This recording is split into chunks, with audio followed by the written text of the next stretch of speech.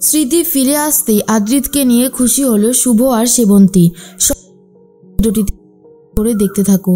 গল্পের শুরুতেই দেখা যায় যে শুভ আদ্রিতকে নিয়ে রিস্ক নিয়েছে। আদ্রিতকে ইন্ডিয়াতে নিয়ে গেছিল, সেই জায়গাটাতে নিয়ে গেছিল যেখানে একটা বড়সড় অ্যাক্সিডেন্ট হয়েছে। আর তখনই আদ্রিতের কাছে এসে শুভ একটা লোক যেমন আদ্রিতকে মেরেছিল ঠিক তেমনভাবে একটা লাঠি তোলে, আর আদ্রিতের অবস্থা আরও বেশি খারাপ হয়ে যায়। আদ্রিত অজ্ঞান হয়ে পড়ে যায়। তারপর তাড়াহুড়ো করে সবাই মিলে আদ্রিতকে নিয়ে হসপিটালের উদ্দেশ্যে রওনা দেয়। হসপিটালে এসে আগে আদ্রিতকে ডাক্তারবাবু চেক আপ করতে থাকে, আর সেই সময়টাতেই শুভকে কথা শোনাতে শুরু করেছে মোহনা, আর বলে, সত্যি শুভলক্ষ্মী, তোমার মতো এত ইরেসপন্সিবল মেয়ে আমি আর একটাও দেখিনি। কি করে পারলে এমনটা করতে? নিজের স্বামীর সাথে এত বড় অন্যায় করতে তোমার একবারও বুক কাঁপলো না, তাই না? আজকে আয়ানের যদি কিছু হয় তার সমস্ত দায় থাকবে তোমার উপরে। তুমি নিজের ইচ্ছাতে আদ্রিতের এই অবস্থা করলে। তখনই রূপস বলে, শুভ তুই কাঁদবি না, দেখ একটা রিস্ক তো নিতেই হতো, আর ডাক্তারবাবু যখন তোর সাথে আছে তাহলে তোর ভয় কিসের? তুই একদমই ভয় পাবি না, আমরা সবাই তোর সাথে আছি। আর মোহনা, তুমি যে এত বড় বড় কথা বলছো, আমাদের ছেলের সাথে আমরা কি করব আর কি করব না সেটা নিয়ে তোমাকে ভাবতে হবে না, কারণ ওর বাড়ির লোক আছে ওর জন্য ভাবার। এর মাঝখানে মোহনা তখন বলে, আমি কিন্তু বলছি এটা একদমই ঠিক হলো না। শুভ ভগবানের কাছে প্রার্থনা করতে থাকে যাতে আদির কোনো ক্ষতি না হয়, আদ্রিত যেন সুস্থ হয়ে ওঠে। এর মধ্যেখানেই ডাক্তারবাবু বলে যে আপনি এক কাজ করুন নার্স, বাইরে গিয়ে ওদেরকে খবর দিন পেশেন্টের জ্ঞান ফিরে এসেছে। এরপর আদ্রিতের জ্ঞান ফিরে এসেছে, আর ঠিক তখনই মোহনা বলে, আয়ান তুমি চিনতে পারছো আমায়? আয়ান কথা বলছো না কেন? এরপর শুভ ওখানে গিয়ে চুপচাপ দাঁড়িয়েছিল, কি বলবে আর কি করবে কিছুই বুঝে উঠতে পারছিল না। ঠিক সেই মুহূর্তেই আদ্রিত শুভর হাতটা ধরে ডাকে আর বলে, শুভ আমার সব মনে পড়ে গেছে। আর এটা শোনার পর তো বাড়ির প্রত্যেকটা মানুষই খুবই খুশি হয়ে যায়। হসপিটালে রীতিমতো নাচ গান করতে শুরু করে রূপস আর সমিত। তখনই শুভ বলে, সত্যি আদি, তোমার সব কিছু মনে পড়ে গেছে? তুমি আমাকে চিনতে পারছো? আদি তখন বলে, চিনতে পারবো না আবার? আমি তোমাকে খুব ভালো মতনই চিনতে পারছি, তুমি তো আমার শুভ। এরপর শুভ অনেক বেশি নিশ্চিন্ত হয় আর ভাবে আদির যখন স্মৃতি ফিরে এসেছে এর থেকে ভালো কিছু আর হতে পারে না। এর মাঝখানেই দেখা যায় সেবন্তীদের কাছেও খবরটা পৌঁছে গেছে, আর সেবন্তী তো অনেক খুশি হয়েছে। সেবন্তী ভাবে, যাক, ছেলেটার যখন স্মৃতি ফিরে এসেছে আজ আমি বড় করে একটা পুজোর ব্যবস্থা করব। এর মাঝখানে ঠাম্মি আর দাদু বলে, কত লড়াই না হলো আদ্রিত দাদুভাইকে নিয়ে, অবশেষে ওর স্মৃতি ফিরে এসেছে, এটা শুনে আমাদের অনেক ভালো লাগছে। শুধু একটাই কথা, যা হয়েছে সেটা ভালোর জন্যই হয়েছে। আমি সবসময় একটা কথা বলে এসেছি, ঠাকুর আছে। তখন দেখা যায় যে বড় করে একটা ব্যানার টানানো হয়েছে যেখানে লেখা রয়েছে ওয়েলকাম আদ্রিত। আর তারপরেই পুলক এসে বলে, এটা কিন্তু একদমই ঠিক হয়নি। এরপরে শুভর নামটাও সেখানে লিখে দেয়। মোহনার খুব খারাপ লাগে, তবু মোহনা কিছুই বলতে পারে না। এরপরেই শুভ আদ্রিতকে নিয়ে চলে এসেছে। আদ্রিত আর শুভ আসতেই সেবন্তী আরতি করছিল, প্রদীপটা প্রায় নিভে যাচ্ছিল, হাত থেকে পড়ে যাচ্ছিল। শুভ আর আদ্রিত এসে ধরে নেয়। সেবন্তী বলে, তোরা চলে এসেছিস, তোদের জন্যই তো অপেক্ষা করছিলাম। আজ আমার অনেক বড় আনন্দের দিন, এর থেকে আমি খুশি আর হয়তো কোনোদিনও হইনি। আজ আমার জীবনের সব থেকে ভালো লাগার দিন।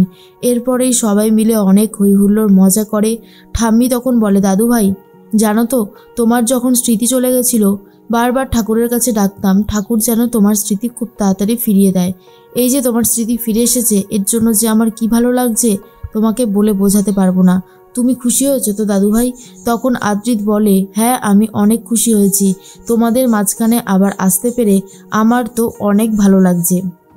এর মাঝখানেই দেখা যায় যে সব পুজো টুজো মিটে গেছে। এরপর ঠাম্মির কাছে চলে গেছে আদ্রিত আর বলে, ঠাম্মি তোমার কোলে একটু শুই, তুমি আমার মাথায় একটু হাত বুলিয়ে দাও।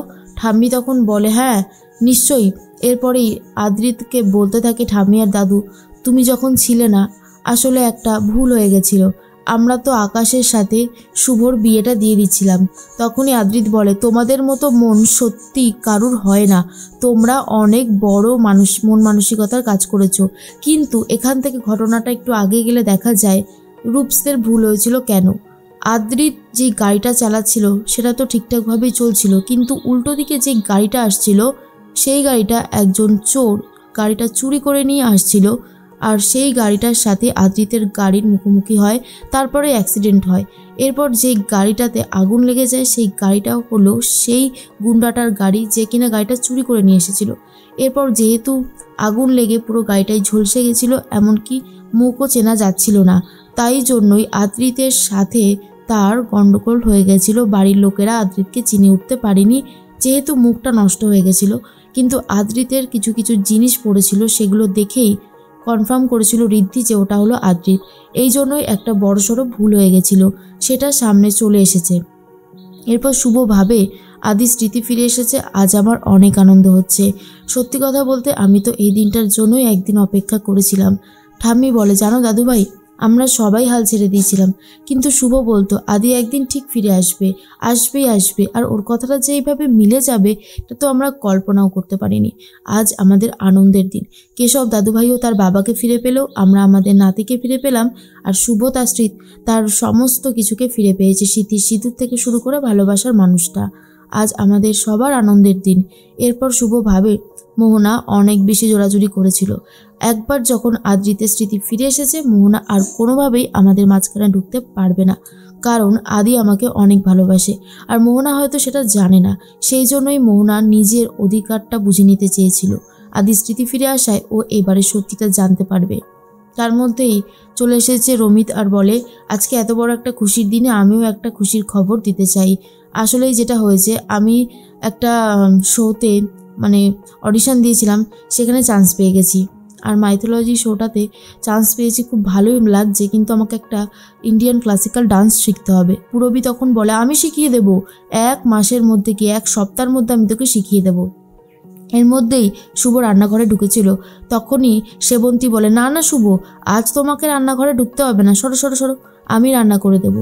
তখনই রঞ্জিনী বলে, শুভ, আজ তো আমাদের দিদি ঠিক করেছে তোর আর আদ্রিতের জন্য একটা বড় সড়ো একটা খাবারের একটা সারপ্রাইজ দেবে। আর এটা শোনার পরে পূরবী বলে, যা দিদিভাই, তুমি তো সবটা বলে দিলে, এখন কি করে হবে?